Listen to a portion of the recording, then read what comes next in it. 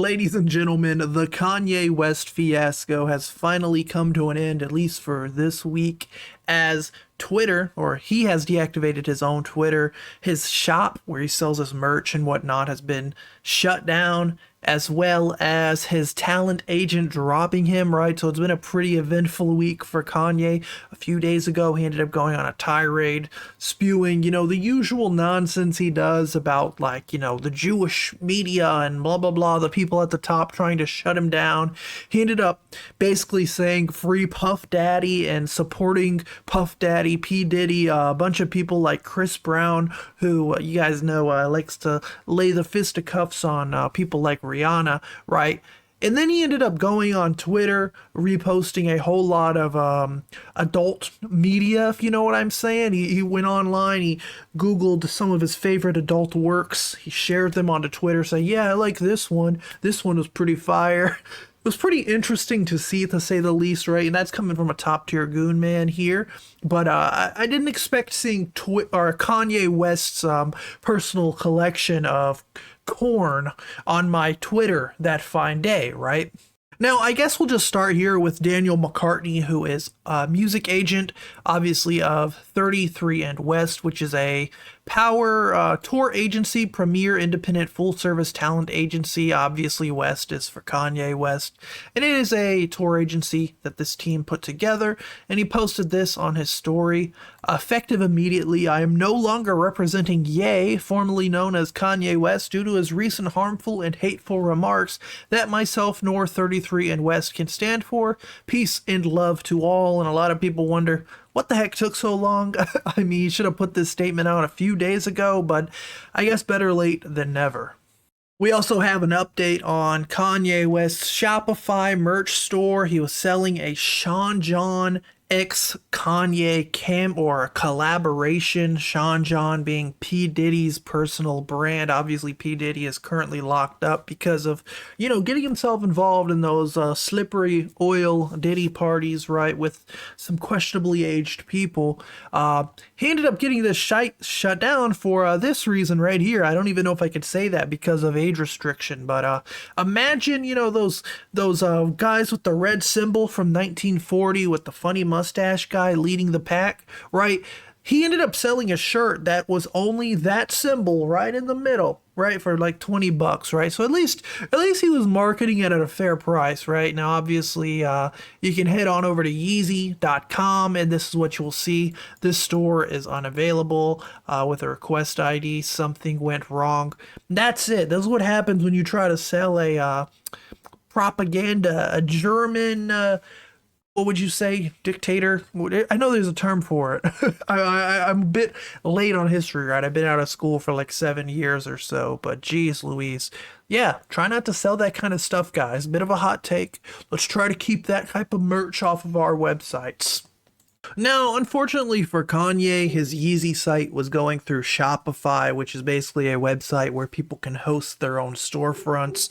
And in their own rules and like terms of service, it says right here that Shopify doesn't pre-screen materials. It's their sole discretion to refuse or remove any materials from any part of the services, including if we determine in our sole discretion that the goods or services that you offer through the services or the materials uploaded or posted to the services violate our AUP or these terms of services. So basically they're saying that when Kanye submitted this shirt with that logo on it, it wasn't their fault because they don't screen it. They are trusting you as the patron using their site that you're going to post things that are appropriate, aren't violating laws, aren't, calling to action, anything like that. And so Shopify is basically putting this in their terms to distance themselves from people like Kanye who do that kind of thing, right? If you click on their AUP, you get here to the Shopify acceptable use policy, and I'm going to guess that based on what Kanye did, it's this one, the social contract of commerce. These are activities we don't allow on the platform because they breach the social contract of commerce. This means you can't call for or threaten violence against specific people or groups. You can't sell products that facilitate intentional self-harm, right? And obviously this will probably change store to store, time changes, history changes. If they were probably to sell like a shirt with a Confederate logo, or like a white hood, you know what I mean, like those Klan dudes, that kind of stuff would probably also not be allowed on Shopify. So it's interesting. I'm wondering if Kanye is gonna come back and be like, Shopify, you don't like free speech, dog. I don't think that's the case. I think it's pretty simple for a site like Shopify to remove your shirt, your merchandise. And if that's the only thing you had on the shop, it kind of makes a lot of sense why they would just take the entire site down on their end. Last but not least, we have Kanye going on to X to share some of his personal favorite works, his Picassos of pumping that pipe. When you get a little down in the dumps, sometimes you boot up one of those websites that isn't really good for you, and you just let loose. And Kanye decided to share some of his favorites with us on Twitter. This caused Elon here to put his account basically on NSFW mode. If you guys know any adult actors, think Mia Khalifa, people like that. If you post a lot of things that aren't exactly safe for work, your account will basically be shadow banned. You'll be put on like a warning mode. So if you have like a filter or some type of setting on your computer or on your phone, then you won't be able to see these accounts, right? You'll have to like bypass it or like go to the website version and turn off that filter. So his account basically got shadow banned, so people weren't seeing it on their feed anymore, which is kind of like, I guess, good for some people, bad for Kanye fans, I guess, if they happen to be young. Anyways, Kanye ended up leaving Twitter after this. He basically rage quit, which was pretty funny. And now Kanye finally ended up putting out his last statement on the 9th at 10:50 p.m. saying, I'm logging off Twitter. I appreciate Elon for allowing me to vent. It has been very cathartic to use the world as a sounding board. It was like an ayahuasca trip. Love all of you who gave me your energy and attention. Till we connect again, good afternoon and good night. Yeah, that is the end of the Kanye West saga as we know it. Ladies and gentlemen, I want to know what you think down below.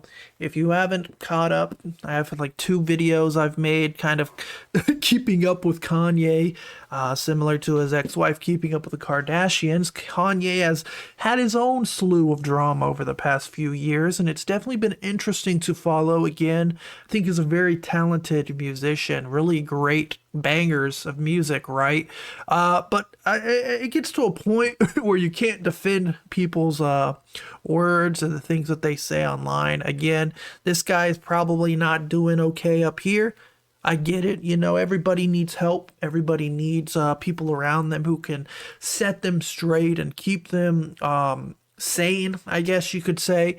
And a lot of it doesn't have to do with him as a person. Like, I don't think when like looking at people's belief systems and whatnot, like it gets to a point where you should judge people and not judge people to a certain point. But the things that Kanye's saying, it's very difficult to defend, right? You can't defend this guy any longer. Again, if it's just a guy going through a mental thing, it's always good to try to get this guy help and have him come out and like apologize and make amends for some of the things that he said. But regardless, he still said these things. He still did this stuff. He still, posted his collection of adult works. He still called out people for being white, people for being Jewish, things like that you can't really defend. Again, in a year or 2 from now, he could be back in the spotlight. All is forgotten. The world's healed. He apologizes and whatnot, but that's just my thoughts, right? It gets to a point where you can't defend this guy. And I can't defend this guy. I want to know what you guys think, though. I appreciate you watching. Peace out.